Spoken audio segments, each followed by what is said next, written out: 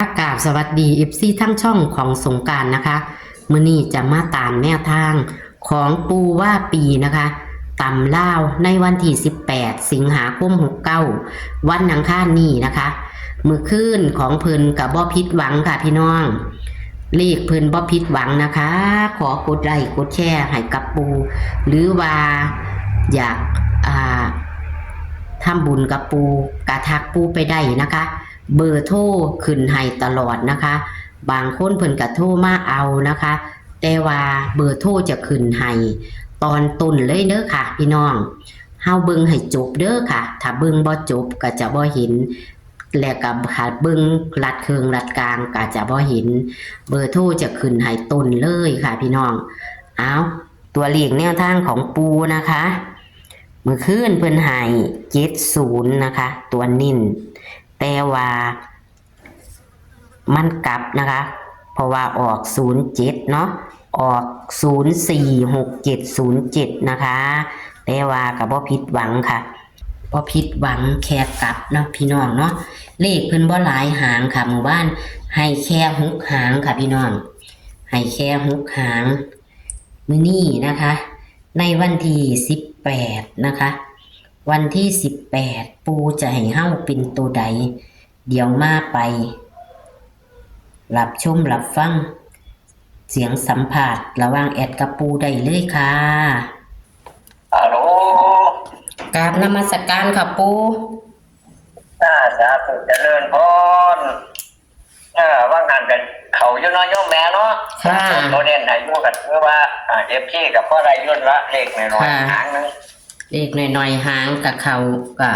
โอเคอยู่ปูมาเอาสูตรใหม่มากก็เดของปูก็เดผู้ใดมีโชคมีหมานก็ทำบุญน้ำปูเด้อค่ะพี่น้องเอ้ยขึ้นเบอร์โทรให้ละล่ะปูคัดยามีผู้ทักไปเอาตำล่าวเฮาก่อนเนาะแม่โยมแม่วันนี้วันอังคารตัวน้อยโยมแม่เนาะค่ะวันอังคารค่ะวันอังคารเนาะก็มีFPเพิ่นโศกเพิ่นหมานอยู่ดอกโยมแม่เพิ่นได้หลายบาทอยู่ตัวทางชลบุรีเพิ่นถึก200เงินพุ่นเนาะโอ้เป็นเลขหยังปูเลขรัฐบาลไทยบ่เลขเล่าหมดขึ้นนี่โอ้เลขลาวป้าดเขาเจ้าก็ใจคักแท้เพิ่นซื้อหลายตัวเพิ่นว่าเพิ่นซื้อหลายเพิ่นซื้อแต่นี่ขนาดซื้อหน่อยๆนึงนี่ซื้อย่างๆปังๆเบิ่งเพิ่นว่าบัดนี้200เงินก็สิได้อยู่ประมาณ 20,000 นี่ป้าดแล้วบัดนี้เพิ่นเลยโทรมาหาปูบ่ค่ะแม่เพิ่นมาโทรมาหาเพิ่นก็มาขอใบนี่ล่ะหมายเลขบัญชีนี่ล่ะค่ะสาธุนำเด้อเย็บที่ที่ผลเงินมาทำบุญน้ำปูว่าปีก็ได้เย็บที่ทางเมืองชลบุรีค่ะสาธุค่ะไอ้บุญเนี่ยน้ำอยู่น้ำตรงให้ปลดหนี้ปลดสินได้เด้อยอมพอเด้อให้ดีมีแห้งโอ้ยสาธุนำทำบุญน้ำปูเด้อค่ะสาธุนำเพิ่นน้องปูขอให้เพิ่นโชคเพิ่นหมานอีกเพิ่นเบิ่งทางช่องนี่บอกปูหรือเบิ่งจังไดปูแมนเบิ่งทางช่องนี่แหละโยมแม่ทางช่องของสงกรานต์หรือของผู้ใดของสงกรานต์นี่ล่ะของแม่สงกรานต์นี่ล่ะเพิ่นก็ได้เว้าอยู่ค่ะโอ้ยสาธุนำปูค่ะอ้าวค่ะโอ้ยสาธุนำเพิ่นขอให้เพิ่นถูกอีกขอให้เพิ่นรวยได้ปลดหนี้ปลดสินนำปูเนาะค่ะปูเฮาเอาต่อให้เพิ่นหันโทรมาหาอยู่มื้อเช้านี้จักแม่นทางใดบุเพิ่นโทรมาว่าปูว่าปีลงไปว่าซั่นเพิ่นบ่ทันได้วางก็เลยวางซี่ค่ะค่ะเพิ่นสิรออยู่ล่ะพอดีเขาไปหาพระผู้เจ้าคณะตำบลไปปรึกษากับเรามันก็เลยยากมื้อเช้านี่จะได้เข้าไปประชุมที่จังหวัดอุดรวันที่24พุ่นน่ะค่ะจะได้ไปจังหวัดอุดรอีกก็เลยไปประชุมกันก็เลยฮอดตะเลิกสันเขาแล้วก็มาแล้วโยมแม่ก็มาเห็นฮอดตะแล้วนี่ล่ะก็โทรไปหาแม่นี่ล่ะเอาเลขเลยเนาะโยมแม่เนาะค่ะเลขนี่มี0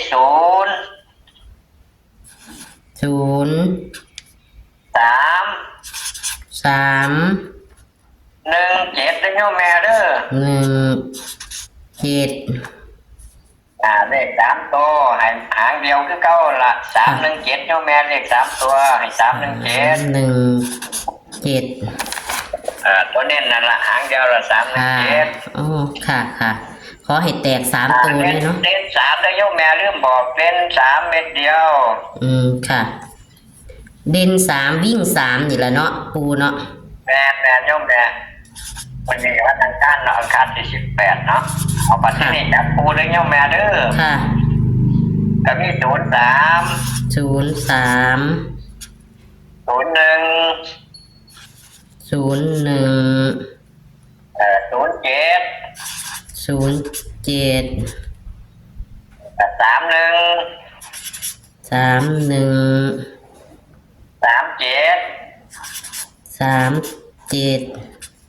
แล้วก็17ได้โยมแม่ค่ะ17วงกลมไปที่03ค่ะ03แล้วก็37แล้วก็17ได้โยมแม่เด้อค่ะ3หางนะปู3หางซ้ำกันให้ซ้ำกันเลยค่ะมันมักซ้ำกัน3ชุดนี่กันเบิ้ลได้เพิ่นได้โยมแม่มันบอกเลขมันนี่มันอยากส้นมันอยากมีกันเพิ่นจะเอากันเบิ้ล7คู่เดียวได้โยมแม่เด้อค่ะ7ค่ะเพราะว่าเลขมันมาลักษณะนี้มันเกิดขึ้นได้ทุกแบบกลางเพราะว่าเลขเล่ารัฐบาลเล่าเอาแน่นอนบ่ได้ค่ะขาดพอถึงมันเฮาขาดไว้ว่ามันสิมาตัวนี้มันอาจจะมาตัวอื่นก็ได้เฮาต้องฉะนั้นเฮาต้องกันเบิ่นไว้สักวันเลขตัวนี้เบิ่นไว้เพราะว่ามันเลขมันเกือบเบิ่นได้เมื่อคืนนี่โยมแม่ค่ะแม่นอยู่มันหาบแม่นบ่ปู่มันขับไว้ซื่อๆเด้มันขันศูนย์ได้ค่ะมา7ก็โอ้ยหงายท้องหมดทุกอาจารย์ค่ะแม่นอยู่เดี๋ยววันมาเฮาอยู่ที่ว่าเพิ่นก็ได้โชคโอ้หรือว่ามันมาตามที่เข้าขาดไว้อยู่ค่ะบางที่มันก็มีเขามีหลุดด้วยโยมแม่เนาะแม่นค่ะตอนธรรมดาละถ้าเปิ้นฝันแม่นๆก็ยังบ่เข้าไอ้ก็ได้คือกันก็มีค่ะก็ได้ทุกรูปแบบมีค่ะเฮ็ดหยังขึ้นมาเฮาก็จะไปปักหลักมันก็หลายเฮาก็พิจารณาเบิ่งด้วยโยมแม่เนาะค่ะอันนี้ตัวทุกตัวนี่มันของมันบ่ได้ปักหลักเนาะมันไปได้ทุกยี่ห้อละเลขแม่นค่ะฉะนั้นเขามาเบิ่ง FC เขามาเบิ่งทางช่องช่องแม่สงกรานต์พารวยก็แม่สงกรานต์พารวยตัวน้อยค่ะเขาพารวยบ่แม่นค่ะแม่สงกรานต์พารวยFC ใหม่ FC เก่าค่ะเขามาเบิ่งทางช่องแม่สงกรานต์ก็อย่าลืมกดไลค์กดแชร์กดนิ้วโป้ให้เพิ่นนำเด้อค่ะสาธุปู่FC ใหม่ที่เขามาเบิ่งก็จะเห็นตัวเลขดีๆเด็ดๆทางช่องแม่สงกรานต์ก็กดติดตามไว้กดลูกกระดิ่งไว้เด้อ FC ที่เขามาเบิ่งใหม่แม่นค่ะปู่เวลาปู่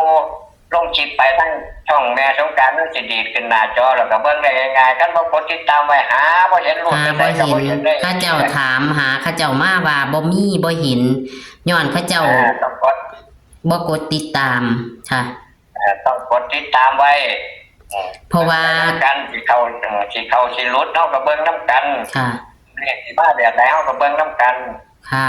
เพื่อเป็นสะพานบุญเด้อเลขผู้เนี่ยเป็นสะพานบุญค่ะเราก็เป็นสะพานบุญผู้ใดเลื่อนมาเห็นกับเบิ้งไว้สักวันเบิ้งสักวันเบิ้งเด็กผู้ไปสักวันทั้งช่องแม่สงกรานต์เขามาเบิ้งกับพิจารณาตัวเลขน้ำที่ปูลงไหนมันตรงกันบ่ตรงกับอาจารย์อื่นบ่กันตรงกับจัดคัดกับปานอะไรต่างๆก็ถือว่าได้เขามาเบิ้งทั้งช่องแม่สงกรานต์แล้วสุดท้ายนี่FCที่เขามาเบิ่งช่องแม่สงกรานต์มื้อแรกก็ขอให้ปังๆอีกคือเก่าเด้อสาธุสาธุปู่โชคมีหมานอีกสาธุก็ให้ FCมีแต่ความสุขความเจริญก็ขอเจริญพรสาธุกราบนมัสการค่ะปู่สาธุค่ะสาธุตัวเลขแนวทางปู่บ่ผิดหวังนะคะพี่น้องบ่ผิดหวังเขานะคะมีผู้ใดโชคได้หมาน้ำปูมื้อคืนนี้พี่น้องคนทางไก่คนทาง ชลบุรีพี่น้องเอ้ยดีใจน้ำเพิ่นนะคะ ดีใจน้ำเพิ่นที่ได้น้ำปูนะคะได้เป็นหลายบาทอยู่พี่น้องเพิ่นมีโชคมีหมานเพิ่นก็จะโอนให้ปูทำบุญน้ำปูว่าสั่นดีใจน้ำเพิ่นโอ้ยขอเพิ่นเบิ่งจากช่องของสงกรานต์นี่ล่ะว่าสั่นปูว่าก็สาธุน้ำเพิ่นเนาะค่ะให้เพิ่นได้โชคได้ใช้ต่อไปนะคะพี่น้องเลขปูมื้อคืนนี่เด้อค่ะพี่น้องเข้าเต็มแต่ว่าเป็นตัวกลับแต่ว่าก็ให้กลับเอาเพราะว่ามันเป็นบนรางได้นะคะพี่น้องแอดก็บ่ได้เขียนบนรางนะคะเป็นบนล่างเด้อค่ะพี่น้องกลับพร้อมเลขบ่หลายหางเข่า70ตัวนิ่นอีกตั้งหากเพิ่นให้0วิ่ง0ก็มา07นะคะเพิ่นให้70ก็ออก07 28สิงหาคม69ต่ำล่าวมาซาแต่กะมาค่ะปูมิธุระปูว่าปีนะคะเลขวิ่นกัน0317นะคะบางเทียก็กอดข้อกันมากค่ะพี่น้องวิ่ง3เด้อค่ะพี่น้องเลข3ตัวให้317ค่ะ317เน้นๆเด้อผันบ่ได้เขียนเน้นพี่น้องแล้วก็จับคู่03 01 07 31 37 17เน้น03 37และ17นะคะเน้น3หางคือเก่าค่ะพี่น้องเพิ่นว่าสงสัยสิมีกันเบิ่นมื้อนี้เพิ่นกันเบิ่นให้77ค่ะ